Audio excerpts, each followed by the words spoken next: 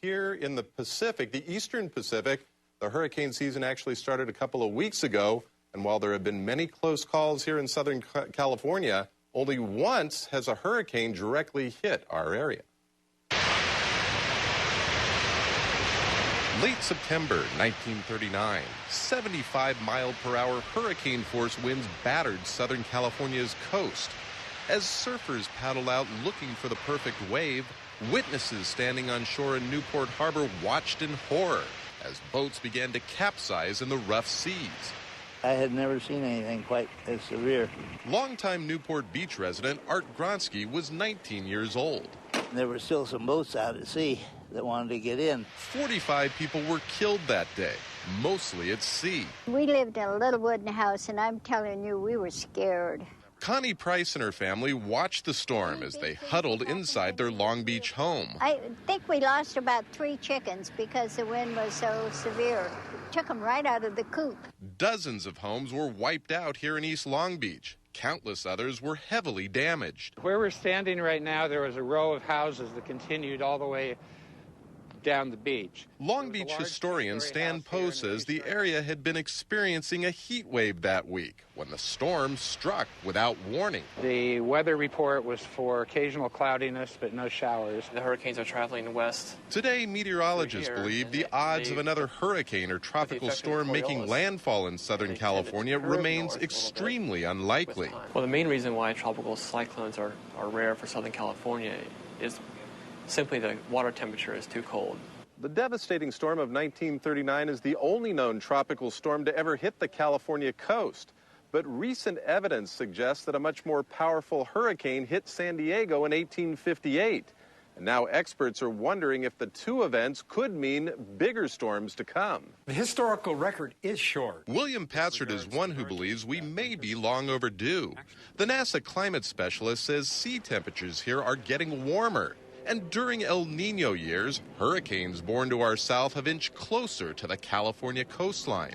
With a warming climate, the possibility of that big hurricane coming ashore in Southern California definitely increases. But for 85-year-old Art Gronsky, the deadly storm of 1939 was simply one too many. I've never seen anything like it since then.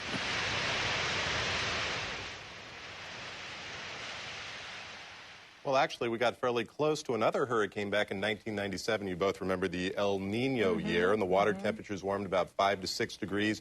Hurricane Linda was a Category 5 hurricane, one of the strongest hurricanes ever in the eastern Pacific, and it moved fairly close to the California coast before finally pushing back out to sea. Something we don't even think about. No, we don't, but we need to. Yeah. All right, thanks a lot, Pablo. A pair of bald eagle chicks hatched on Santa Cruz Island for the first time in more than half a century. Eagles have been rare on the Channel Islands, but as Channel 4's Pablo Pereira reports, the bald eagle is now making a comeback. Just 20 miles off the coast of Southern California, America's symbol of freedom is making a comeback on Santa Cruz Island. For the first time in more than half a century, a pair of bald eagle chicks were hatched only weeks apart, without the aid of humans. I think it's very significant. It's a sign of recovery of the island ecosystem, a sign of the return of the bald eagle. The last bald eagle born on the Channel Islands was way back in 1949. But these magnificent birds that once flourished here disappeared only a few years later due to human impact. Bald eagles were a really important part of the ecosystem here. Kate Faulkner says the now banned pesticide, DDT, released into the ocean waters off the Palos Verdes Peninsula years earlier, contaminated the eagle's food chain. Well, what it does is it causes the eagles to lay thin-shelled eggs. And the eggs are so thin that they dehydrate, they lose moisture, and the weight of the birds actually crushes the eggs. This is about an 8-week-old bald eagle chick. Now the bald eagle has returned.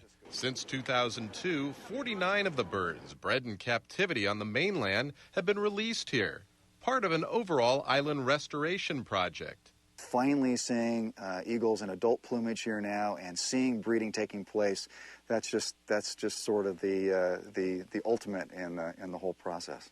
For the next month, Santa Cruz Island's newest residents will spend their time here in this hack tower, getting familiar with their outside surroundings. Then, fully grown with a wingspan of some 7 feet, they'll be released into the wild. but they won't reach breeding age for some 5 years. This valley here. Until then, each bird will be electronically tagged for future monitoring. When I first started out working here just a few years ago, I never saw bald eagles. And within the last year and a half, you consistently will see bald eagles, both juveniles and some now with the white heads, which is how we best recognize the bald eagle. Some have left the island, traveling as far away as Idaho. But the hope here is a now cleaner food supply in the nearby ocean will lead to more births, so that this symbol of American independence doesn't become a symbol of American neglect. Reporting on Santa Cruz Island, Pablo Pereira, Channel 4 News. All right, from there, take a look at this. You're looking live at the webcam that's been installed on Santa Cruz Island. It's called the Eagle Cam. It provides live streaming images of the first chick to hatch that Pablo talked about. For more information, go to our website, www.nbc4.tv. Look under news links and just click on Eagle Cam. Green is universal, and an award-winning documentary called Fuel opens this holiday weekend. Pablo here now with more. Pablo.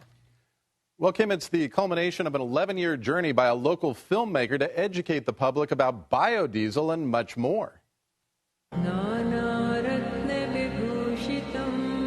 Looking for alternative ways to fuel our transportation and energy needs has been a decade-long mission of filmmaker and author Josh Tickell. My name is Josh Tickell.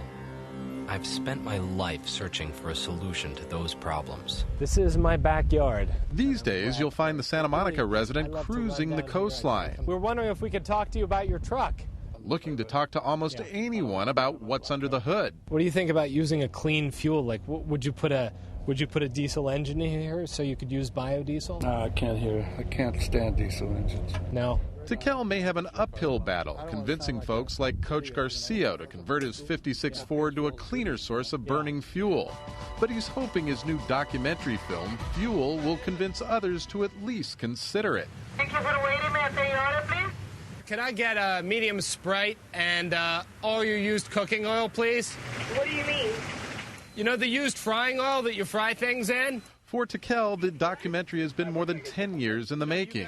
Despite a few lighter moments, the film carries a very serious and personal message. I grew up partially in Louisiana among the oil refineries, and the oil refineries put out a tremendous amount of pollution. All that pollution goes into the water, into the food, into the air, and I watched members of my family get sick, and some people actually died. Fuel received last year's Audience Award at Sundance for Best Documentary Film.